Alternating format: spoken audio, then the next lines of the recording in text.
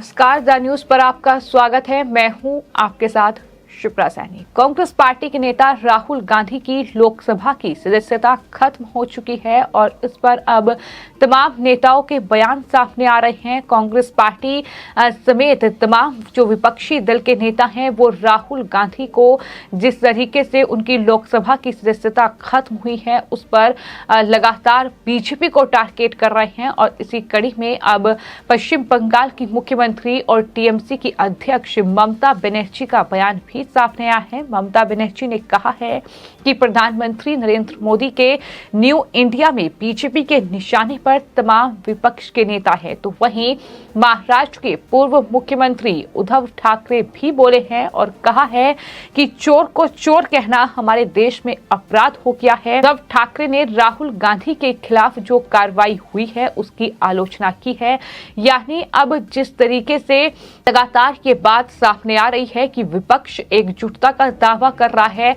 2024 लोकसभा चुनाव में प्रधानमंत्री नरेंद्र मोदी को हराने के लिए लगातार विपक्ष जो है वो बैठके पर बैठके कर रहा है और अब राहुल गांधी की लोकसभा की सदस्यता खत्म हो चुकी है। यानी अब अगले 8 साल तक राहुल गांधी चुनाव नहीं लड़ पाएंगे और राहुल गांधी 2024 में देश का प्रधानमंत्री बनने का सपना देख रहे थे और कहीं ना कहीं जो विपक्ष की एकजुटता में अड़चन था वो राहुल गांधी ही बन रहे थे। तो ऐसे में सवाल ये भी लोग उठा रहे हैं कि क्या अब विपक्ष यानी खासतौर पर ममता बनर्जी और साथ ही अरविंद केजरीवाल और तमाम विपक्ष के जो दल हैं उसके जो प्रमुख नेता हैं वो दरअसल जो विपक्ष की एकजुटता की बात कर रहे हैं, क्या वो अब मुमकिन हो जाएगा, इनके लिए आसान हो जाएगा? ये सवाल हैं जो लगातार राहुल गांधी की लोकसभा की सदस्यता खत्म होने के बाद सामने आ रहे हैं। लेकिन वहीं आपको ये बता दें कि पश्चिम बंगाल की मुख्यमंत्री ममता बनर्जी जो अक्सर राहुल गांधी पर भी कई मौकों पर हमलावर नजर आई हैं, उनकी तरफ से बयान सामने आया है। ममता बनर्जी ने कहा है कि प्रधानमंत्री नरेंद्र मोदी के न्यू इंडिया में बीजेपी के निशाने पर विपक्षी नेता हैं। ममता बनर्जी ने यह भी कहा कि जबकि आपराधिक पृष्ठभूमि वाले बीजेपी नेताओं को मंत्रिमंडल में शामिल किया जाता है, विपक्षी नेताओं को उनके भाषणों के लिए अयोग्य ठहराया जाता है। आज हमने अपने संवैधानिक लोकतंत्र के लिए एक नया निम्न स्तर देखा है कि ममता बनर्जी ने इस तरीके से बीजेपी पर और कहीं न कहीं मोदी सरकार पर भी हमला बोला है।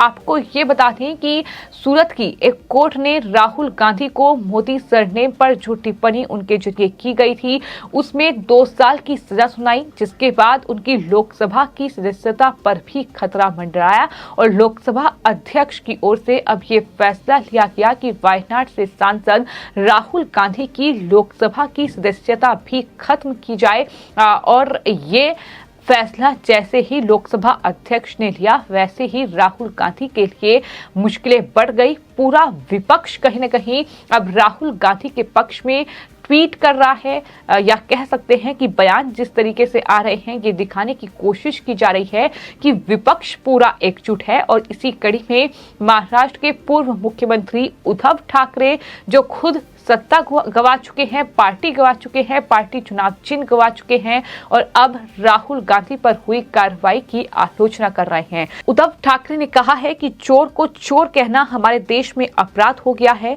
चोर लुटेरे अभी भी आजाद हैं और राहुल गांधी को सजा मिल चुकी है। ये सीधे तौर पर लोकतंत्र की हत्या है। सरकारी एजेंसियां दबाव में काम कर रही हैं। ये तानाशाही के अंत की शुरुआत है। केवल लड़ाई को निर्देशित करना है। ये उद्धव ठाकरे का बयान सामने आया है जो राहुल गांधी के पक्ष में उन्होंने बयान दिया है। तो वहीं आम आदमी पार्टी ने भी कांग्रेस पार्टी पर हमला भी बोला है, लेकिन राहुल गांधी के समर्थन में ट्वीट भी कर दिया है। दरअसल सौरभ भारद्वाज जो कि आम आदमी पार्टी के प्रवक्ता हैं, उनकी तरफ से ये कहा गया है कि बहुत सारे जगह हमारे कांग्रेस पार्टी के साथ मतभेद रहते हैं। जब जब हम पर केंद्र सरकार ने हमले किए हैं, कांग्रेस के नेताओं ने तालियां बजाई हैं। अजय माकन का जिक्र करते हुए ये कहा कि जब जब दिल्ली के उपराज्यपाल ने मुख्यमंत्री पर हमले बोले हैं तो अजय माकन ने तालियां बजाई, मगर हम ये बात हमेशा कहते हैं कि अगर केंद्र सरकार प्रजातंत्र के अंदर विपक्ष की आवाज को कुचलेगा तो लोगों की आवाज कौन उठाएगा? महंगाई का मुद्दा कौन उठाएगा? बेरोजगारी की बात कौन करेगा? केंद्र से सवाल कौन करेगा? विपक्ष को संसद के अंदर बोलने नहीं दिया जाता है। जब छोटे छोटे मामलों के अंदर दर्जन भर राज्यों के अंदर मुकदमे दर्ज कराए जाते हैं, ये बयान है जो कि आम आदमी पार्टी की ओर से आया है। तो वहीं अखिलेश यादव ने भी राहुल गांधी पर जो ये कार्रवाई हुई है इसकी आलोचना की है। राहुल गांधी पर हुई कार्रवाई की आलोचना करते हुए अखिलेश यादव ने ये किना दिया कि दरअसल जहां बीजेपी की सरकार आएगी वहां ऐसा ही होगा। उन्होंने कहा कि उत्तर प्रदेश में जब से योगी आदित्यनाथ की सरकार आई है तब से समाजवादी पार्टी के कई सांसदों पर इस तरह की कार्रवाई हुई है, कई नेताओं की इस तरीके से सदस्यता गई है। ये अखिलेश ने गिनाया और कहा कि दरअसल राहुल गांधी कांग्रेस पार्टी के सबसे बड़े लीडर हैं, चूंकि वो तमाम मुद्दों को उठा रहे थे तो इसलिए उन पर यह कार्रवाई की गई है। तो कहीं ना कहीं पूरा विपक्ष जो है राहुल गांधी के समर्थन में ट्वीट करके एकजुटता दिखाने की कोशिश में जुटा हुआ है। लेकिन सवाल तो यह है कि क्या राहुल गांधी की सदस्यता गई है, इससे विपक्ष के तमाम जो दूसरे दल हैं, खासतौर पर बात अगर ममता बनर्जी की जाए तो उन्हें क्या कोई फायदा होगा? क्या ममता बनर्जी का ये कहना कि दरअसल न्यू इंडिया में बीजेपी के निशाने पर विपक्षी नेता हैं, ये सिर्फ दिखावा है?